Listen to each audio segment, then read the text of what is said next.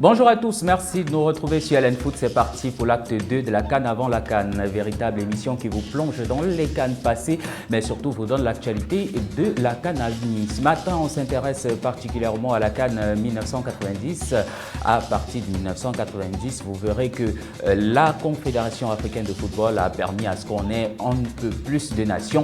Et cela a permis justement que la compétition soit davantage relevée. À partir de 1990, les nations avaient droit seulement à 2 joueurs qui évoluaient dans un championnat autre que les championnats africains. Ce matin, on parle également de la CAN 88. Oui, ça c'est dans le cadre de ma plus belle CAN. On poursuit le périple 88 et vous verrez qu'en 88, ce qui a permis au Cameroun de décrocher le sacre, c'est justement la dextérité d'un homme et pas des moindres, Claude Leroy, qui a créé au sein de son équipe une véritable solidarité et qui s'est matérialisée même sur les 2 jeux. Ce matin, on parle dans l'autre CAN de la CAN féminine et naturellement le Nigeria et le Cameroun nous intéressent. En 88, le Cameroun obtenait donc son 2e sacre et ça a permis à ce que le Cameroun puisse avoir une certaine autorité. De cette notoriété, on en parle ce matin. Dans Actu CAN, on reviendra sur le côté billetterie et vous verrez qu'à ce stade, au mois de juillet, au mois de juillet, vous avez la possibilité déjà de réserver vos billets pour la Coupe d'Afrique des Nations 2025. Et ceci, c'est grâce justement à la dextérité de la Fédération royale marocaine de football. Voilà ainsi présenté le menu. Madame, Monsieur, merci de choisir LN Foot pour toutes les dernières informations autour de la Coupe d'Afrique des Nations masculine 2025 à venir. CAN avant la CAN. Clap de début, c'est parti.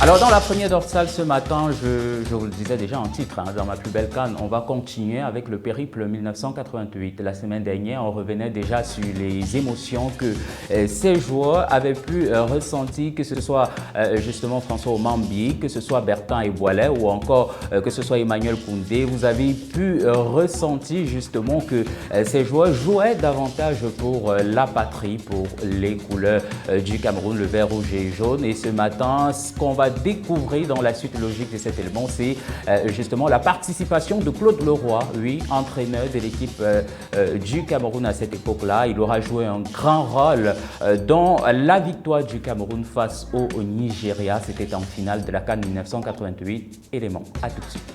Le management de Claude Leroy y était aussi pour quelque chose, avec les coachs comme Jules Nyonga qui étaient à côté. Donc, quand vous travaillez pendant 2 ans sur un objectif, sachant les adversaires qui vous attendaient et que vous arrivez au bout de cet objectif, il n'y a pas un plus grand moment de bonheur que cet instant-là. Si aujourd'hui on a une CAN à 24, il faut dire que cela n'a pas toujours été le cas. Avant 1990, la CAN se jouait avec un nombre très réduit de nations. Mais à partir de 1990, on va davantage voir des nations avoir de l'engouement pour cet événement. Le nombre va aller crescendo. On aura également les pays qui auront une seule option, c'est-à-dire les pays participants avaient la possibilité d'avoir uniquement 2 joueurs évoluant sur une scène autre que l'Afrique. Et à partir de 1990, on va avoir une médiatisation assez poussée de cet événement qu'est la Coupe d'Afrique des Nations. Comment cela se passait exactement et surtout, c'était quoi le but de cette évolution qui nous a permis aujourd'hui d'avoir un événement beaucoup plus resplendissant? Eh bien, tentative de réponse dans ce compte rendu. À partir de 1990, si la compétition s'ouvre de nouveau à d'autres pays, les nations africaines doivent faire face à un nouveau problème, l'exode de plus en plus massif de leurs meilleurs talents vers l'Europe.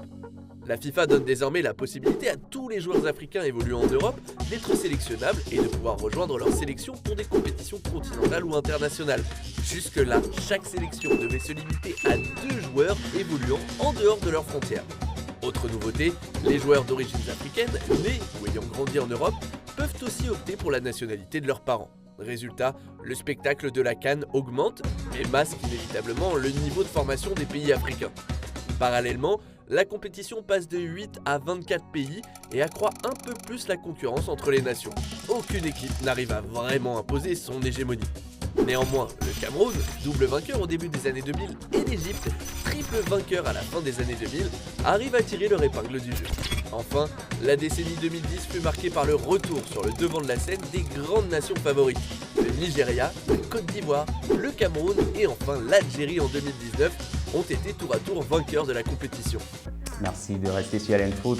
J'espère que vous prenez le train en marche et justement que vous avez pour votre dose.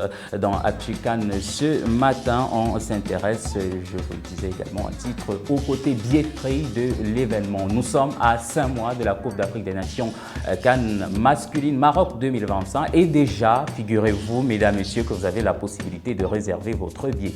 Et ceci grâce en partie à la magnanimité de la Fédération royale marocaine de football qui justement a lancé une première phase qui permettra aux supporters de réserver leur place en amont et d'éviter les files d'attente ou les hausseliers à la revente illicite.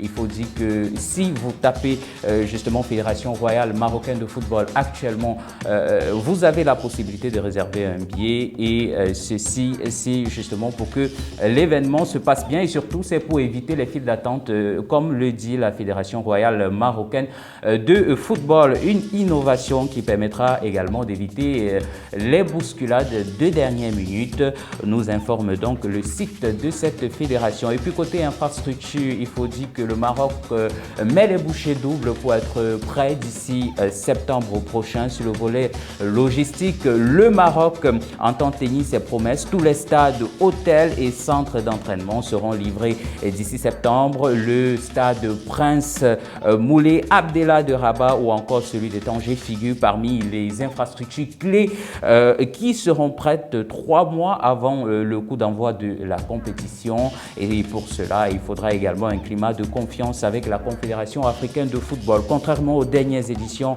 au Cameroun en 2022 ou encore en Côte d'Ivoire en 2024 où la Confédération africaine de football avait dû multiplier les inspections sous tension, l'instance africaine pourra donc aborder cette édition marocaine plus sereinement. Le royaume, fort de ses infrastructures modernes et de son expérience, s'impose comme un partenaire fiable et un acteur majeur du football continental. Et ceci est donc tant mieux pour l'évolution de la compétition. On prend une légère transition, messieurs, mesdames, c'est pour la dernière dorsale de ce programme. L'autre CAN, on parlera du sacre du Nigeria.